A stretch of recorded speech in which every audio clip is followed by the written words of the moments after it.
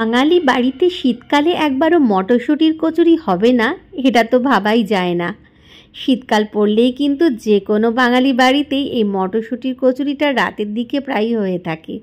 সাথে এই আলুর দম, মটরশুঁটির দিয়ে ছোট নতুন আলুর দম বাঁধা ধরা, এটা কিন্তু হবেই, খেতেও অসাধারণ হয়।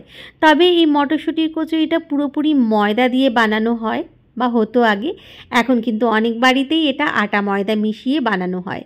আমি যেটা বানিয়েছি আজকে সেটাতে ময়দার পরিমাণ বেশি আছে, আটার পরিমাণ কম আছে। তবে একটু কিন্তু আটা মিশিয়েইছি স্বাস্থ্যের জন্য বা স্বাস্থ্যের কথা মাথায় রেখে। এই মটরশুঁটির কচুরি কিন্তু সবাই বানাতে জানে। আমি শেয়ার করব আমার পদ্ধতিতে, আমি ঠিক যেভাবে বানিয়ে থাকি সেই পদ্ধতিতে। এর জন্য আমি মটরশুঁটি ছাড়িয়ে নিয়েছি অনেকটাই, সাথে নিয়েছি আদা আর কাঁচা লঙ্কা। মিক্সিং জারে প্রথমে ধোয়া মটরশুঁটিগুলো নিয়ে নিচ্ছি, আর সাথে নিয়ে নেব বেশ কিছু মশলা। নিয়ে নিচ্ছি আদা, এখানে 2 ইঞ্চি মতো আদার টুকরো আমি কেটে নিয়েছি। সাথে নিচ্ছি 4টে কাঁচা লঙ্কা, একটু ভেঙে নিচ্ছি। একসাথেই কিন্তু মানে মটরশুঁটির সাথেই কিন্তু আমি এগুলো পেস্ট করে নেব। সাথে নিচ্ছি গুঁড়ো চিনি, সামান্য নুন, সামান্য পরিমাণে চাট মশলা, একটা মিহি পেস্ট বানিয়ে নেব। বাকি মটরশুঁটিগুলো আমি তারপরে আরও একবার মিক্সিং জারে নিয়ে পেস্ট করে নিয়েছি। যেহেতু মিক্সিং জারটা বা পাত্রটা ছোট ছিল, সেহেতু দুবার আমাকে পেস্ট করতে হয়েছে। এইবারে আমি একটা ফ্রাইং প্যানে অল্প একটু সাদা তেল দিয়েছি, তেলের পরিমাণটা কিন্তু অল্পই রাখতে হবে। আর সাথে নিয়ে নিচ্ছি বেশ কিছুটা পরিমাণে হিং। হিংয়ের গন্ধ বেরোতে শুরু করলে এইবারে পেস্ট করা মটরশুঁটি দিয়ে দেব। মটরশুঁটিটা দিয়ে দিচ্ছি যেটা পেস্ট করেছিলাম।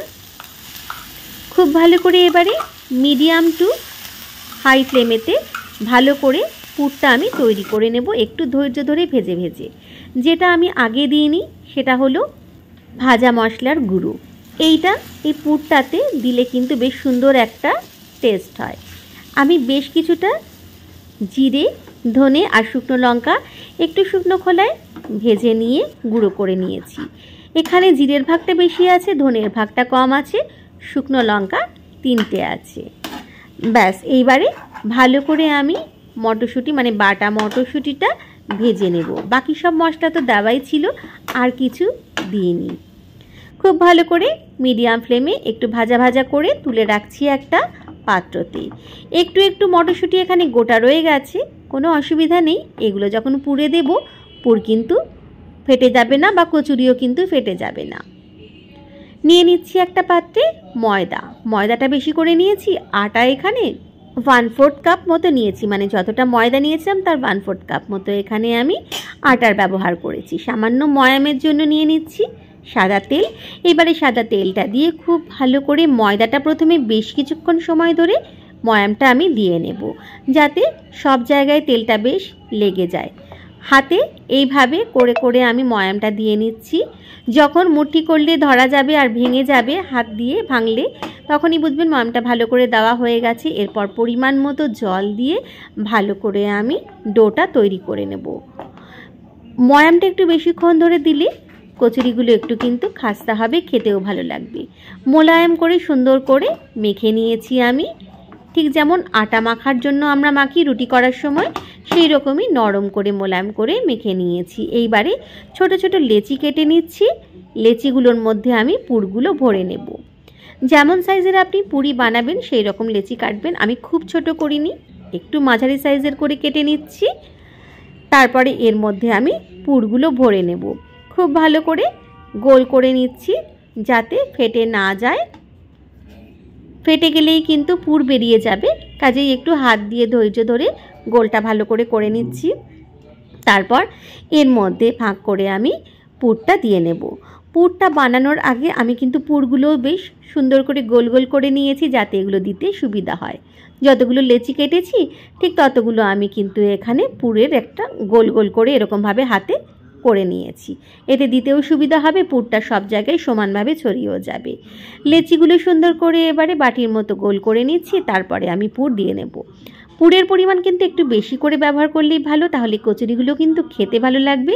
পুরের ঠাসা হলে অবশ্যই খেতে ভালো লাগবে, অল্প করে পুর দিলে কিন্তু সেটা অতটা খেতে ভালো লাগবে না। পুরটা একটু বেশি করে দিয়ে খুব সুন্দর করে আমি সিল করব বা বন্ধ করে দেব।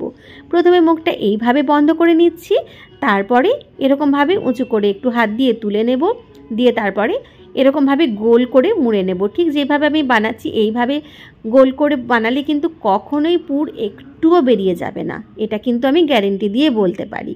সুন্দরভাবে এই যে দিলাম পুরটা, তারপর হাত দিয়ে এরকমভাবে একটা জায়গাতে এনে রাখছি, যেমনভাবে আমরা মোমো বানাই ঠিক ওরকমভাবে, তারপর গোল করে ঘুরিয়ে নিয়েছি।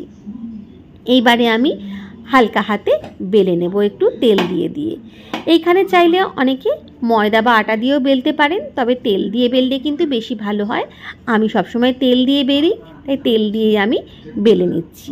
অল্প একটুখানি তেল দিলেই হবে, যেহেতু ময়াম দেওয়াই আছে আগে থেকে, তখন তেলের ব্যবহার করেছি, তাই বেশি তেল দিয়ে কিন্তু বেলার কোনো দরকারই নেই। বেলুন চাকিতে একটু তেল মাখিয়ে নিলেই কিন্তু সুন্দরভাবে বেলা হয়ে যাচ্ছে। দেখুন কত সুন্দর হয়েছে, পুরটাও কিন্তু চারপাশে সমানভাবে ছড়িয়ে গেছে, এতে কিন্তু খেতেও ভালো লাগবে। এরপরে আর কিছু না, ভেজে নিতে হবে তেলে। তেল আমি গরম করতে বসিয়েই দিয়েছিলাম, তেলটা খুব ভালো করে গরম হয়ে গেলে বেলে নেওয়া কচুরিটা আমি ছেড়ে দিলাম গরম তেলের মধ্যে। একটুখানি হাত দিয়ে চিপে চিপে ধরলেই কিন্তু সুন্দরভাবে এক একটা কচুরি ফুলে যাবে। দেখুন কত সুন্দর ফুলে গেল কচুরিটা। তবে ময়দার করলে সাদা সাদা হয়, তখন পুরটা ভালো বোঝা যায়, দেখতেও ভালো লাগে। একটু আটা মেশানোর জন্য কিন্তু ওপর থেকে সবুজের ভাব বোঝা যাচ্ছে না। যদি এটা ময়দাতে করা হতো তাহলে কিন্তু একদম ভালোভাবে বোঝা যেত যে এটা মটরশুঁটির কচুরি, ওপর থেকেও বেশ সবুজ সবুজ সুন্দর একটা রং হতো। চাইলে আপনারা এটা পুরো ময়দাতেও বানাতে পারেন, আমি কিন্তু একটু আটা মিশিয়েই করি, তাই আমি এই রকমভাবেই বানিয়ে দেখালাম। তৈরি হয়ে গেল দারুণ স্বাদের মটরশুঁটির কচুরি, সাথে ছোট আলুর দম, নতুন আলুর দম, সাথে সেখানেও মটরশুঁটি দিয়েছি। আর কি চাই, সব বাঙালির কাছেই এই খাবারটা কিন্তু লোভনীয়, এটা কিন্তু আমি জানি। তাহলে ঠিক আমি যে পদ্ধতিতে বানিয়েছি এই পদ্ধতিতে অবশ্যই একবার বানিয়ে দেখবেন ভালো লাগলে। আর যদি আপনি এইভাবেই বানিয়ে থাকেন তাহলে তার কথাই নেই। যারা এইভাবে বানান না তারা অবশ্যই একবার দেখুন রেসিপিটা, আর ভালো লাগলে অবশ্যই এইভাবে বানিয়ে নেবেন। ভালো লাগলে রেসিপিটা লাইক কমেন্ট শেয়ার কিন্তু করতে ভুলবেন না। দেখা হবে অন্য কোনো দিন অন্য কোনো রেসিপি নিয়ে। দেখুন একটা আমি কচুরি ভেঙে দেখাচ্ছি, কত সুন্দর সবুজভাবে পুরটা বোঝা যাচ্ছে চারপাশে আছে।